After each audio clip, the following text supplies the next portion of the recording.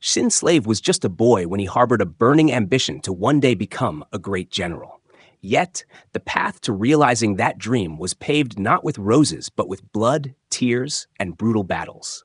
Fortunately, fate granted him the support of wise comrades, helping him overcome relentless trials and etch his name into history. Join Monkey King Review to witness this extraordinary journey of a young warrior through the legendary film Kingdom of Conquerors.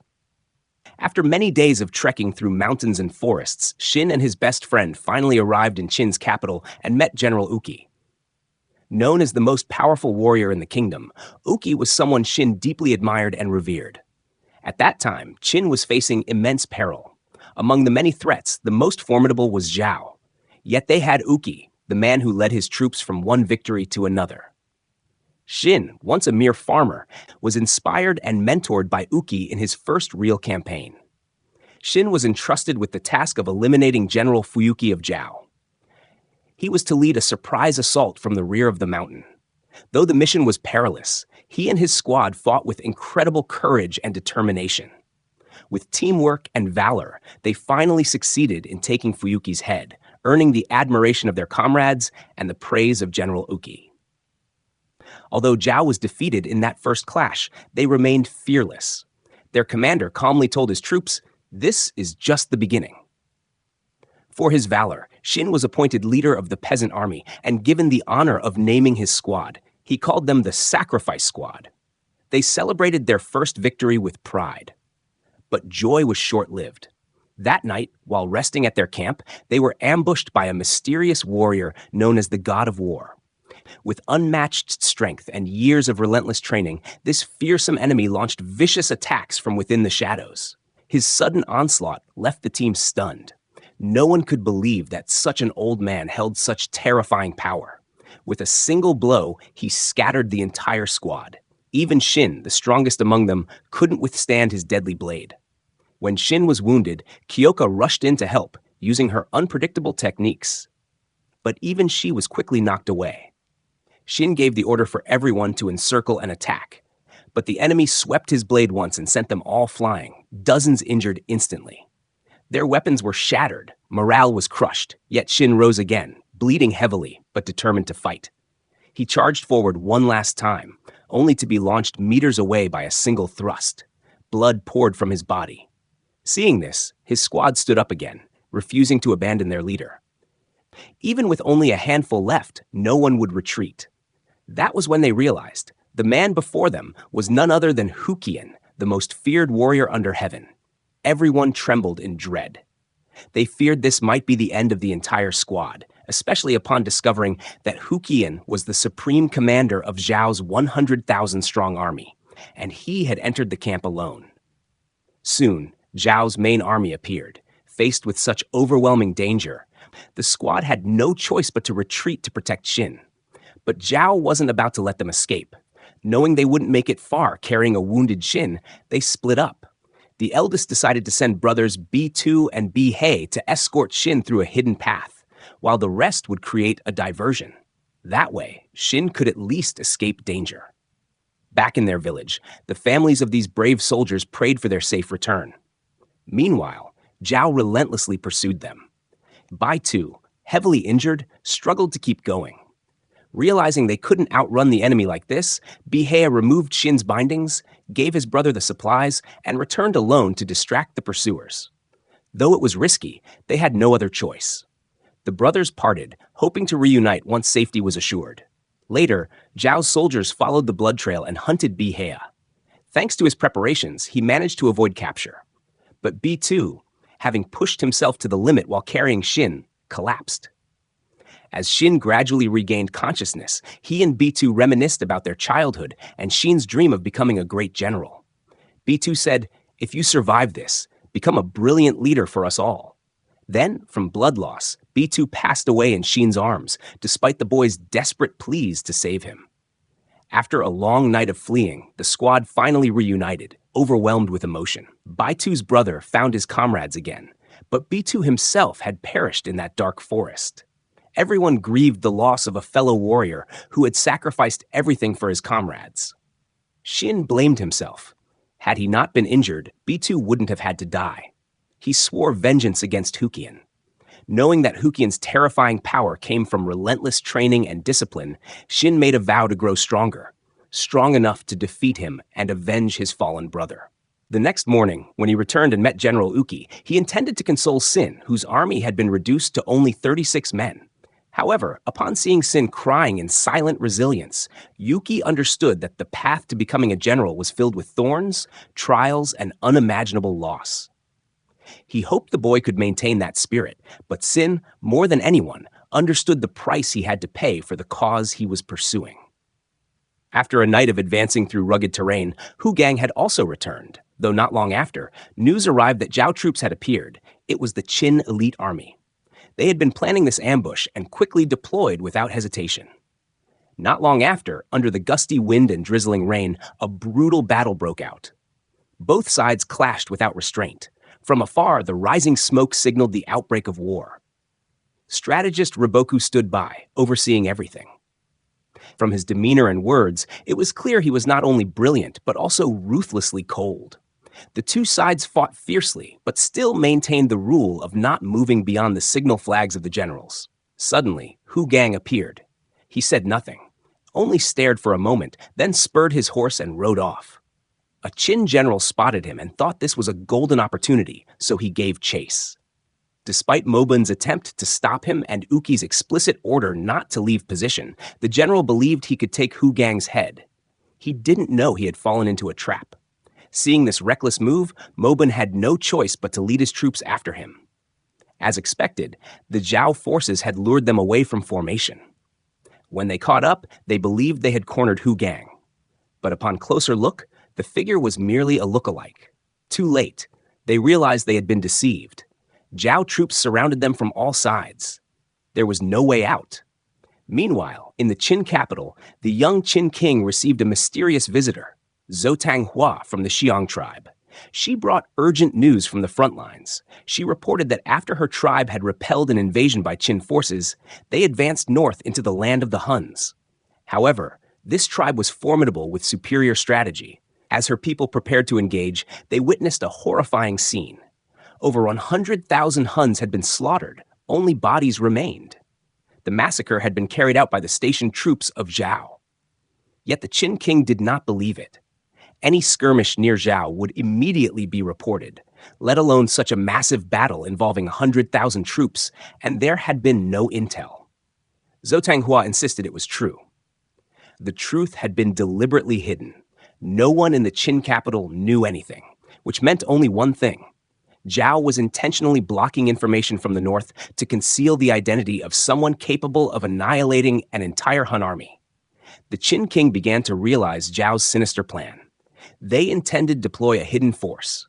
And when Qin and Zhao were evenly matched, this force would tip the scales and determine the war's outcome. The mastermind behind the plan could only be the cruel strategist Riboku.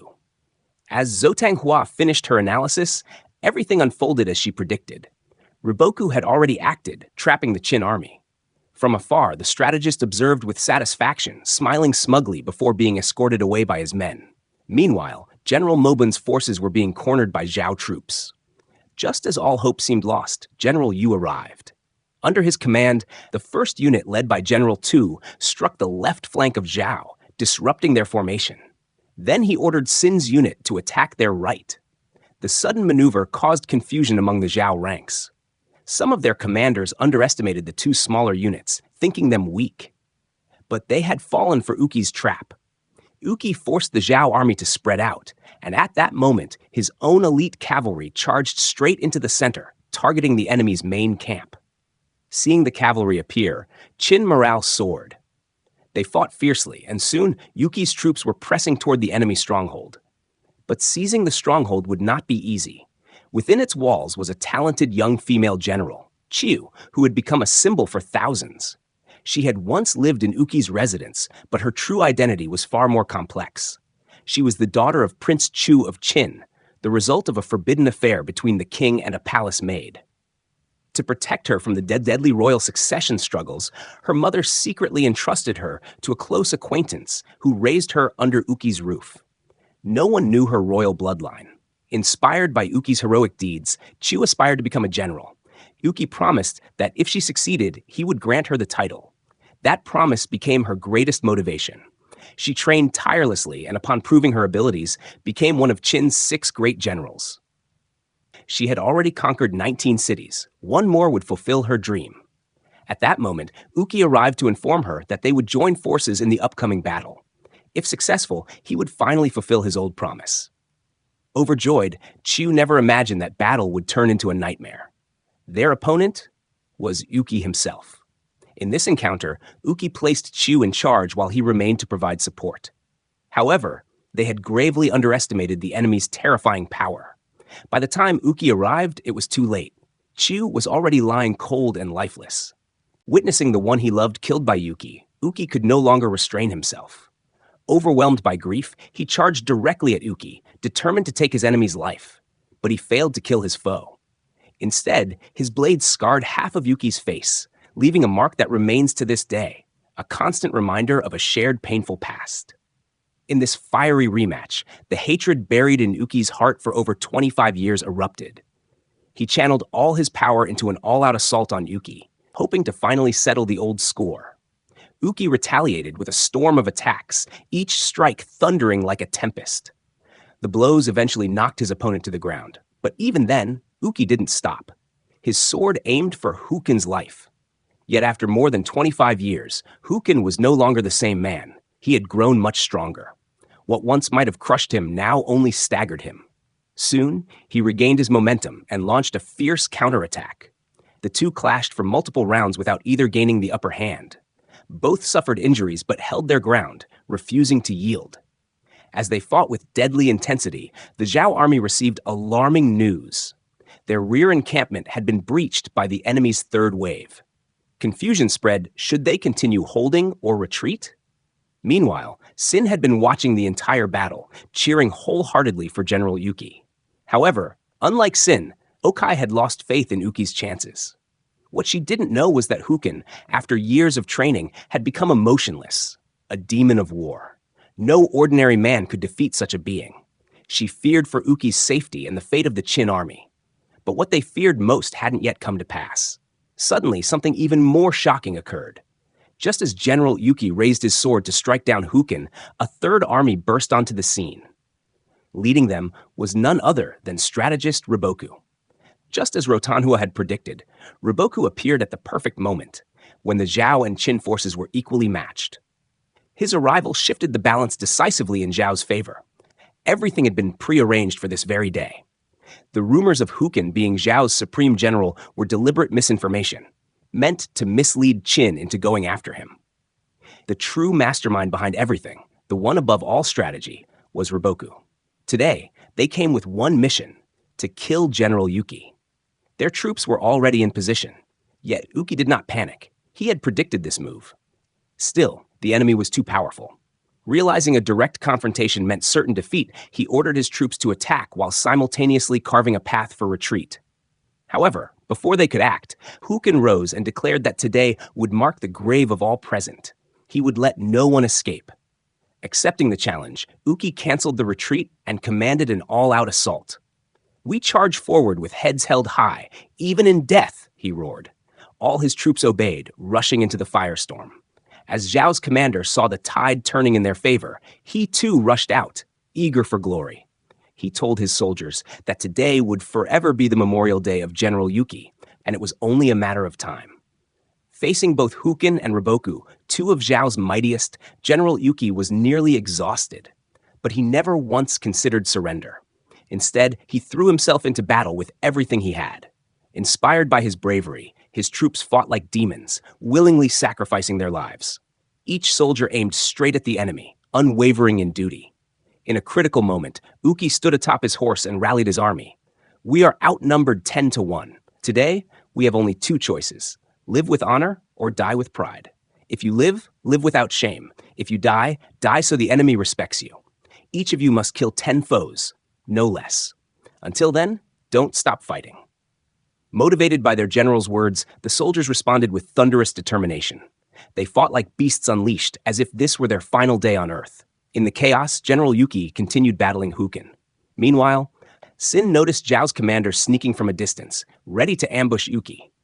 Without hesitation, Sin rushed in to stop the treacherous attack, but countless obstacles slowed him down. Just as Uki was about to defeat Hukin, an arrow suddenly pierced his chest. Taking advantage of the distraction, Hukin drove his blade into Uki's body right before Sin's helpless eyes. At that moment, rage erupted within Sin.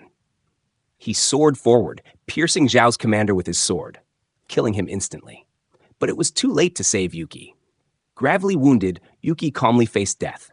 As a soldier, he had long accepted this fate, and now that it came, his eyes showed no fear, only peace. This stunned Hukin. Though he could now finally kill his enemy, what he truly sought, fear in Yuki's eyes, was absent. As Hukin drew his sword to decapitate Uki, Sin appeared like a gust of wind, blocking the strike with his own blade to protect his general. Just then, General Moodle charged in, opening a path and ordering Sin to evacuate Uki. The Qin troops shifted tactics to protect their fallen leader, creating a blood-soaked corridor of escape. Zhao did not pursue. Riding alongside Sin, even though mortally wounded, Uki knew his time had come. But he also saw his successor, Sin. As they rode, Uki passed on his ideals and the spirit of a general to Sin.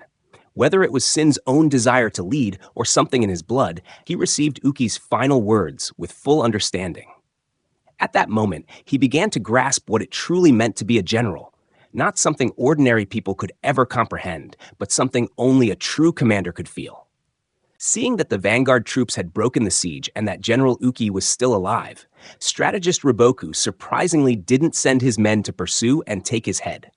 He explained that in the heat of battle, when the general of a major army falls, there are only two possible outcomes. 1, the soldiers scatter like headless chickens. 2, the general's death fuels the army's fury, strengthening their resolve more than ever. In General Uki's case, it was the second. If they deliberately took his head now, the Zhao army would face an even fiercer storm, with their rage multiplied tenfold.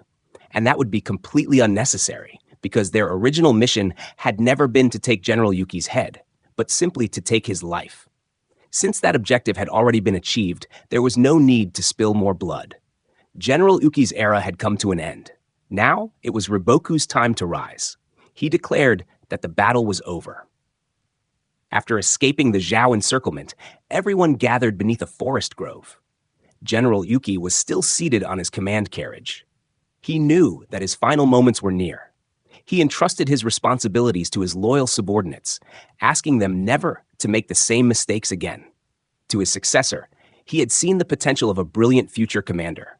Thus, before closing his eyes forever, Uki placed all his trust in this young soldier. Not only that, he gifted him the very sword that had accompanied him through dozens of campaigns, a symbol of inheritance and legacy. And then, on his command carriage, General Uki passed away. Even in death, he remained as dignified as in battle. No matter the situation, he commanded deep respect from all who beheld him. His passing became a symbol of eternal heroism and unbreakable will. Not even death could diminish that greatness. Back in the capital, King Tin Vuong received news of the general's death. The king recalled that before heading to war, General Uki had entrusted him with words passed down from former King Chu Vuong. The message was clear. When succeeding the throne, never treat your people like slaves. Treat them as your children. And only then can the nation be preserved and the throne upheld. General Uki said those words should only be passed down to someone truly worthy of ruling Tin. And he believed that King Ting Vuong was that person. Therefore, before departing for war, he shared all those teachings with him, expressing his hope that they would one day unite Zhonghua together. As for Riboku, after finally taking the life of Uki, a man he had waited over 25 years to face, he found no joy in victory. Even though Riboku had offered 10 positions for Uki's followers to stay and serve him, Uki refused and left. To him, there was nothing left in that place worth staying for. Following General Uki's fall, the Zhao army also withdrew. In the end, the Tin army successfully defended Beidou City, a glorious victory. Though General Uki was gone, everyone knew that he deserved a triumphant return, just like the rest of the troops. His legacy would not vanish. He would live on in the hearts of the people. Many believed that someday their general would return, in the form of his successor, a young soul who would carry on his spirit. But could this successor truly live up to the name and become a general admired by thousands like Uki once was? Find out in the next episode. And that concludes the film. What did you think of it? Leave your thoughts in the comments below. If you enjoyed it, please give a like and subscribe to support me in making more videos like this. Thank you so much, and see you next time.